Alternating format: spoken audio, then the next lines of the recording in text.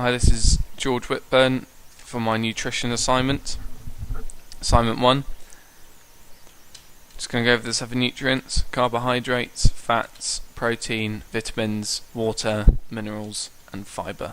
Just going to start off with carbohydrates, of which there are 3 types: monosaccharide, disaccharide, and polysaccharide. Both the mono and disaccharides are simple carbohydrates, and these are fructose, glucose, lactose and sucrose, and the polysaccharide is a complex carbohydrate, and this is due to the increased mineral density of fibre. It's recommended that you should have about 50 to 60% carbohydrates in your diet, and if you're an athlete then it should be about 70.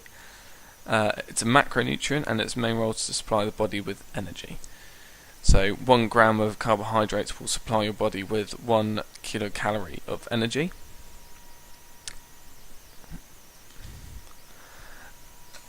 Now moving on to fats. The main roles of fats are for thermoregulation, to produce energy, growth and repair, supply essential fatty acids, protection for organs, storage of fat-soluble vitamins. There are 3 types: there's saturated, polyunsaturated and monounsaturated. For the saturated, you can find them in the dairy, butter and suet, and cream and chocolate. For the polyunsaturated, there's low-fat spreads, nuts and sunflower oil. And for the mono, you can find it in the olive oil and corn oil and peanut oil. And about 30 to 35% is needed in your daily diet. This is broken down into the 3 types. So 11% will be saturated, 13% monounsaturated and 6.5 polyunsaturated. And 1 gram of fat will give you 9 kilocalories of energy. Now moving on to protein. The main roles are growth and muscle repair, and it can also be used as a secondary energy source, and it's recommended that 15% of your diet should be protein. 1 gram of this can equal 4 kilocalories of energy, and there are 2 types of protein: there's complete and non-complete. So protein is made up of 20 amino acids, 8 essential and 20 non, and for it to be complete it has to have all of the complete proteins, so that's 8. So a complete protein would be, an example of this would be meat or eggs, and non-complete could be bread or beans or rice or nuts. Moving on to vitamins. These are micronutrients, and there are 2 types of them, and it's broken down into fat-soluble vitamins and water-soluble. And the fat-soluble ones are vitamin A, D, E and K, whereas the water-soluble ones are B and C. So for A, you'll need 0.7 milligrams in your diet, and this is good for sight and your skin. This can be increased or found in carrots, and having a deficiency of this will mean a reduced night sight and maybe some rough skin. For vitamin D, this will strengthen your bones and assist with your muscle contractions, and this can be found in egg yolks, and is also known as a sunlight vitamin, as it can be absorbed through the sunlight, and a deficiency of this will mean weaker bones. Vitamin E is to protect cell walls, and this can be found in nuts, and a deficiency of this will lead to nerve abnormalities. And vitamin K will assist with blood clots, and you can find this in milk or any other dairy products, and a deficiency of this will mean a decreased assistance in blood clots. Now to the water-soluble vitamins. Vitamin B, it will increase your energy production and can be found in meat and milk.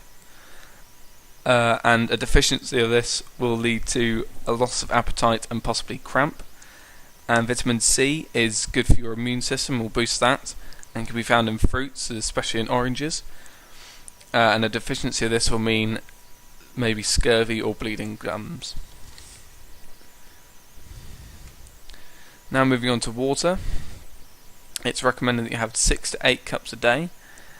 You can get 1,200 millilitres from drink, 1,000 from food, and 350 from metabolism, as it is a byproduct of the aerobic energy system. It also has some roles in thermoregulation, the digestive system, and the transportation system. So moving on to minerals, which are 2 types. There's macro and there is trace. For the macro, we have calcium, potassium, and sodium, and for trace we have zinc, magnesium, and iron. For the calcium, it's recommended you have 1,200 milligrams a day. This helps with the muscle contraction. It will be found in milk, and a deficiency of this can mean weaker bones. So it sort of ties in with vitamin D. Potassium, recommend you have about at least 1 gram a day. Increase your nerve impulses. Can be found in fruits such as bananas, and a deficiency of this will mean possibly a reduced coordination.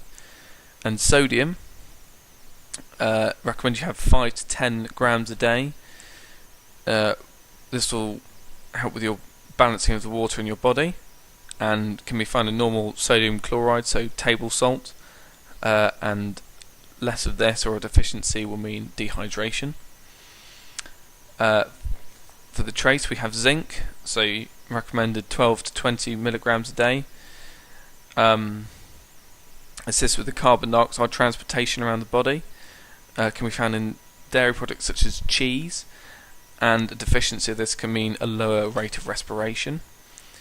You have magnesium, where it's recommended you have 5 milligrams a day, and it can help with your reproductive functions, and can be found in foods such as peanuts or any other type of nuts. And a deficiency of this could lead to a reproductive failure. For iron, recommended 18 milligrams a day. Helps with the formation of hemoglobin in the bloodstream, and can be found in sources such as eggs, and a deficiency of this can lead to anemia. Moving on to fibre, it's recommended you have 18 milligrams of this a day, and there are 2 types, there's soluble and insoluble. So insoluble will be, an example of this would be oats, so you can make a porridge out of it. These can't dissolve in water, and the main role of these is to help the digestive system. And the soluble fibre would be found in vegetables, and can dissolve, and their main role is to manage the nutrients uptake, and is usually good for weight management. Now moving on to the chosen athlete's diet. Start off with the marathon runner. 7% carbohydrates in their diet, because lots of energy and they'll need it as they're running long distances, maybe up to 1.5 hours. Simple and complex carbohydrates. 15% protein. This is because they will need some protein to help their muscles repair. As they're jogging for a long time, they will have lots of tears in their muscles, so protein will be key to repairing those. And 15% fat, just for the energy production, and so they can also keep themselves warm and their muscles warm, helping them work harder and better. And for additional minerals, I've suggested water, so they keep themselves hydrated, make sure their transportation system is all working, and they don't get too dehydrated, because that can decrease their performance. And vitamin D, so they have better muscle contractions. Now onto the weightlifter, I've lowered the carbohydrates down to 55%, protein to 25%, and 20% for fat. For the carbohydrates, more simple carbohydrates than complex, as I'll be doing more explosive short movements. 25% protein for the growth and repair of their muscles, and I've increased this by 10% because as they're a weightlifter, they'll need to have a lot more muscle, so they can lift heavier weights and increase their muscle mass. 20% fat, so they have structural stronger materials, stronger cells, because as they're lifting heavy